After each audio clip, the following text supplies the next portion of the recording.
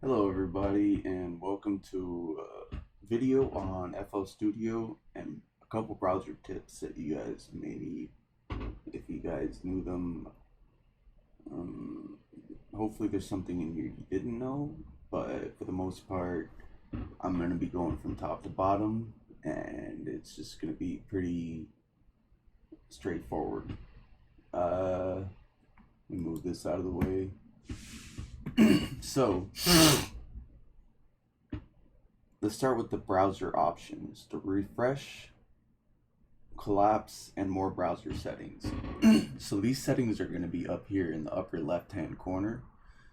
This is the collapse all. So let's say you have stuff open and you don't want it all open, you could just simply do that and collapse everything. This is refresh, pretty much. It's like refresh the entire thing just in case you have any plugins that you loaded in that didn't pop up, or get all your shop items in sync with the system. Right here, you have your drop down menu, which allows you to do way more. You could customize the entire browser, make it transparent, or not transparent, what's it called?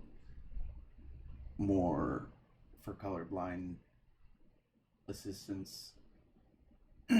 Basically allows you to do a lot more than just simply right mouse button clicking. This is a short, faster way of actually getting to this, which is in projects, file settings.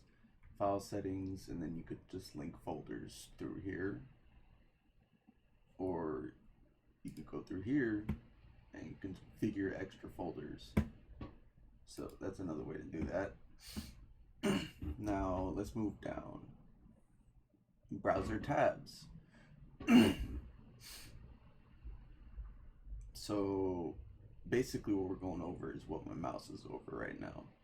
These are the browser tabs. And apparently you have options for them as well. You can clone the tabs, you can hide them. Honestly, I'll get to these later because these are in here, but for the most part, I don't use them. I should use them more, and I'm guilty of that. I'm sorry. But you have the Alt tab, which basically everything your PC has to offer FL Studio is in this tab.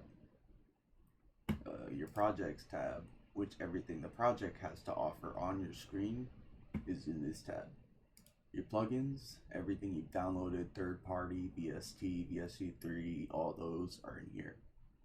Library is everything you've purchased, such as Flex Packs, Directways, Poison, any of the likes, native packs. Sounds are FL Cloud plugins or whatnot. Sounds like samples from FL Cloud. And then starred are all your favorites. I just transferred this over to another PC, so my favorites are empty. I need to get my favorites list from my current PC or my main PC and transfer them over, but that'll take time. So let's move to the next topic. Now that we got those two down, we got sections and categories. So this is literally everything. Well, these two are literally everything that has to do with the project that you're working on. Recent files is your plugin history, generator history, anything that has to do with what you put into here. Not necessarily automations or MIDI clips. That is in the projects folder, but it's not in recent files. Recent files just contains all the recent files that you bring into the song or project, whereas current project contains a history like the undo history and the MIDI clips, the effects like delay, reverb, distortion, effect, or whatnot. Granulizer is an instrument. It's a generator. Generators are basically instruments that you drag in which I was going to go over this later, but I guess I went over it now. Remote controls, basically MIDI mapping and whatnot, anything that is programmable to another device or your keyboard that alters the song's composure. Samples are any sound or any basic waveform that you bring into the project. So all those will be located in here. So that covers the project section. This is the installed. This is basically anything you could drag into the project. These are pre-made MIDI clips, which I never use, but they're here if you need them. And if you need them to do some research and break them down and understand them, they're there. You have mixer presets, which is pretty much this thing right here. You can preset these. You can make your own. You can literally click this drop down button. Where does it say save state as? I think it's in one of the hidden sections. Oh, it's under file. Okay. Save mixer track state as, and then those will be located right here in the mixer presets. They also do have a couple pre-made ones, but we'll get into that later. Channel presets is right here. They're pretty much, I guess, instruments that would most likely be already programmed for you. Oh no, there are automation clips too. I forgot automations could be stored in here. You could see your samples, automations, and everything else, like unsorted. And generators, my bad. That's the third one I was looking for. Unsorted is just what they classify it as if you don't label it, which can get very confusing if you don't label stuff. So be sure to label stuff. Yeah, these are all instruments that are pre-made. So you can basically go to a pre-made channel preset, or you can make your own, like I said, and save them in this folder just to keep stuff organized. These are backups for your recent files that you've been working on. Let's say you crash and it auto saves every 5 minutes. You can go to one of those backups and see which one you enjoy the most and which one was at the point where you can pick back up. This is self-explanatory. I have nothing on my clipboard, so I can't open it. So I'm gonna skip that. Demo projects, you get that. So all this right here, I'd say from here to here, has to do anything with projects that you're not working on. So everything from here to here is projects that you are working on. Everything from here to here is projects you're not working on. Here is just an easier way to get to your packs, but not all of them are going to be in here. Especially with Flex. Especially if you change the root folder of it. So I'll show you another spot you can find them, but for now let's skip this packs folder because it's incomplete. Project Bones is exactly what it sounds like, but for some reason it's empty. Maybe I need to make Project Bones so that way I can drag and drop them into new projects. You can route stuff to specific folders, making it more easier to actually find them. This is FL Cloud, and the rest of this is still stuff you can drag into the project. So I guess from here to anywhere else would just be assets. You have assets or things that you could drag into the project that give it value or give it its signature, really. There's just anything that you could actually utilize in a project. Even stuff you make, such as automation clips, could be assets. You could save those and put those in the scores, most likely. Yep, automations.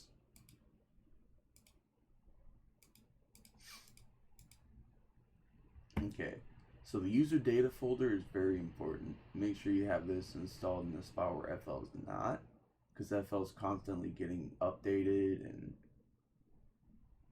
changed throughout the time that you're using it. So for the most part, keep this in a separate folder so it doesn't get messed up by those installations of the updates. Now, what you can access in the user folder are your instruments and all your other information, such as your presets and whatnot, which will be routed to generators if I could find them. Plugin presets, generators. So at the bottom of each generator, obviously you can see which one I use the most. You'll usually find all your presets, and that is located in the user data folder, but you can't really access it in the user data folder the way it is in FL. But if you go into your user data folder on the file manager, you can actually see hidden files that contain all your presets, and it routes them to the bottom of the instrument generator that you're using. So let's say I think I do have a couple GMS. No, that's not what it was. It was Poison. Where's Poison? See, I have 2 generators for them that are presets, but for the most part, yeah, that's where you'll find all your presets if you were wondering where to find them. Now, let's move on. The next thing is color coding and right and middle mouse button uses. So you guys already saw that if I right mouse button, I can access more options. Well, FL Studio has color codes for certain things, and sometimes they don't make sense because they just don't. But if that happens to you, you could do this and literally just change it to any color on the spectrum. If you don't see a color that you're looking for, you just tweak these around to find a more suited color, or click the color and then go to different tones. That's how I do it, but let's just not tweak this. Now, more options. Let's say I want to replace this sampler. You see it's selected. So what I'm going to do is show you the uses of the middle mouse button. We'll click plugin presets, we'll go to generators. I'll just try GMS or something. Why? I middle mouse button, instead of having to drag and drop it, it's already there. And then I can just switch to the second track, save the first track for the drums. That's up to you. Use the drums at the way end. It's really up to your workflow. And from there, now you have an instrument routed to the first channel. I already went over right mouse button, but I didn't go over all the uses for the right mouse button. But middle mouse button is also useful for panning on the arrangement panel, or the arrangement window, and the piano roll. But also combining it with shift and or alt and control allows you to do specific movements like zooming upward and downward, or zooming out, or width, my bad, increasing width or decreasing width. That is alt and middle mouse button to decrease and increase the width, and control and middle mouse button to increase and decrease the height. And that is basically how you do that, but I guess that was a little off topic, but it's very useful to know. Next topic. Project files and settings. I think I already went over that at this point. So I'm going to skip that. Routing folder paths. Already went through that. Which already showed you two ways to do that. So, which is at the way bottom. You can include tags or not. And then you just type in stuff like horns, whistle, like simple names for stuff, and then from there it'll give you something that has a similar name. If you know the instrument name itself, you could type it in, which would actually be a lot more helpful. But for the most part, they don't really have much useful stuff other than these tags like favorites, plugins, VST, VST3. You'd expect it to be like a Facebook tag, but for the most part, it's just not there yet. But hey, it's still very good software. I'm not gonna lie. The software surprised me so many times.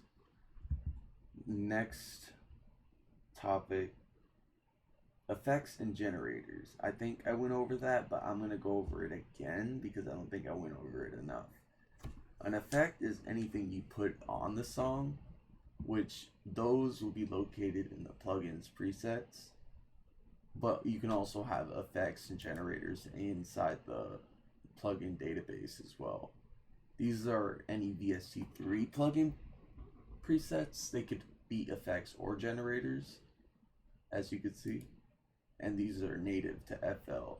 Ones either you've purchased or ones that come with stock FL. So effects, again, to further elaborate, would be anything like distortion, granulation, chorus, delay, reverb, flanging, phasing, etc. Generators are, as you can see, any instrument or synthesizer that you drag in. They're all pretty much synthesizers because they're generated by your PC. They're not recorded via analog motion. I don't know if I said that correctly, but hopefully you guys get what I mean. They're not natural. They're more tweaked with. So for the most part, that goes over generators and effects. I think that about sums up this video.